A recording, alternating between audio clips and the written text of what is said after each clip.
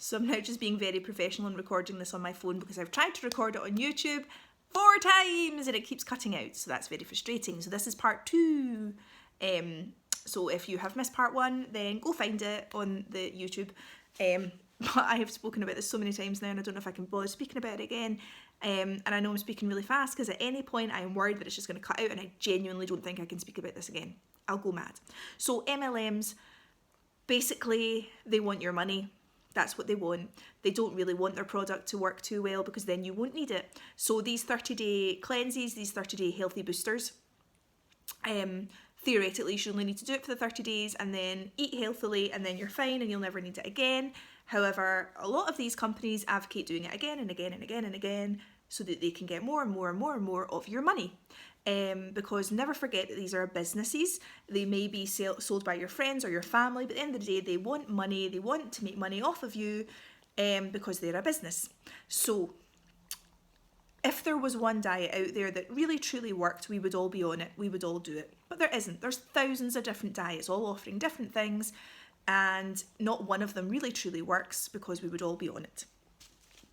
I hate MLMs. So kind of going off of that and going on to the idea of a detox diet, according to the British Dietetic Association, which I got from the NHS website, of course rapid weight loss will occur when you're fasting or severely restricting your diet. However, this weight loss is water, glycogen, and muscle rather than fat. You lose those things quicker than you lose your fat. It's all a marketing myth, and really you should get sound, sensible, science-based advice from impartial, qualified and registered dietitians. And that really struck a chord with me, impartial and qualified. So if you're getting your diet advice from somebody who works for a company that's selling you a product, they are not impartial. They are not. They've been given all their information from their company. Their company are not going to give them bad information about their product. They're only going to give them the good. They're not impartial because they want to sell you this product. Why would you tell somebody about bad things about the product when you want them to buy it from you? Now, they are not qualified. They are not qualified dietitians. These are usually women who maybe have worked in a different field and have started selling whatever product. And again, as I say, they're getting all their information from their company. They are not getting their information from the NHS or from other sources. They're getting it from their company. Their company are telling them about the product. I'm not saying their companies are lying about it, but they're not qualified. They have not done degrees in diet. They've not done qualifications on nutrition. Any information or training that they have done will most likely have been provided by their company. Now, obviously, there are exceptions to the rule. There might be people out there selling things to you that have done degrees or qualifications into diets and nutrition, but a lot of them haven't. So if you're getting your diet advice from somebody who is not impartial, so who's not going to give you the best advice, they're going to give you the advice that suits them, and they're not qualified, they've not got some sort of qualification in this area, maybe think twice about the advice they're giving you. That's all I'm saying. So drop that page. Whoosh. Next, so that got me looking at dietitians and nutritionists, which at the end of the day, that's who we should be listening to. That's their job. They're trying to increase awareness about ditching weighing, how this whole obsession about how much we weigh, we need to kind of get over this, and that there are different ways to gauge whether any changes you've made in your diet have had a positive impact on your health that's not just your weight. So things like improved digestion, are you less gassy? Are you less bloated? Do your clothes fit better? Do you have control over your cravings, which is something I struggle with sometimes because I'm very much a see the cake, eat the cake kind of gal. Are you sleeping better? Do you have better skin? And do you feel more active? So these are all other gauges that we can look at to see whether we have improved our health other than just how much we weigh. So we need to stop obsessing over food related to weight. And that very much relates to the sort of guilt that people feel over food and the words people use about food. Like, I'm being naughty if I eat this, or, oh no, I can't have that, I'm being good. I hate before and after pictures now, and I am being a hypocrite here because I have done that. I have done before and after pictures, but having exposed myself to different communities, I've realised that my before and after pictures just basically showed that my before was not valid and my after is. And what's the change that I'm talking about between the two? It's my weight. So before I was this weight, look how fat I was. Oh, I was probably pushing my belly out a bit more, probably didn't do my hair and makeup. And now look, I've lost all the weight. How much better am I now?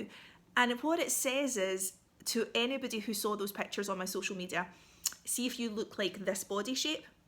That's not good enough and you need to change that, and you need to be this body shape. That's not, to me, that just doesn't sit well.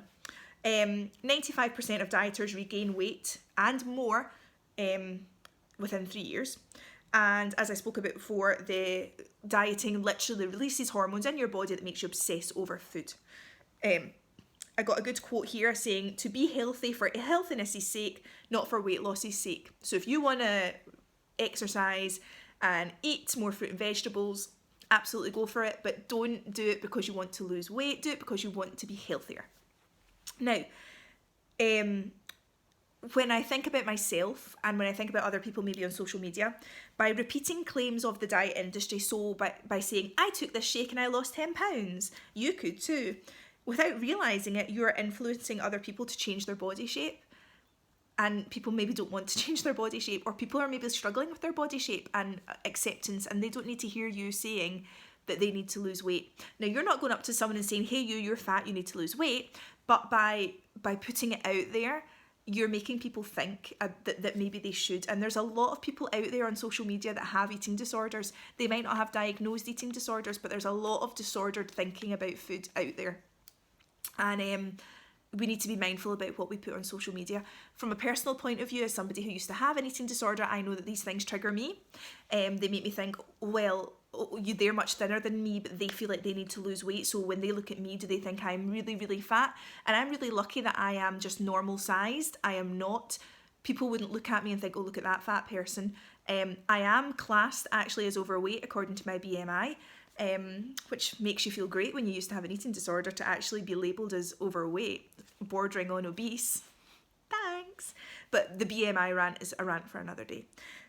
So I then went on to, before I talk about that, I also saw something called the anti-diet bubble, which I'd never heard of before.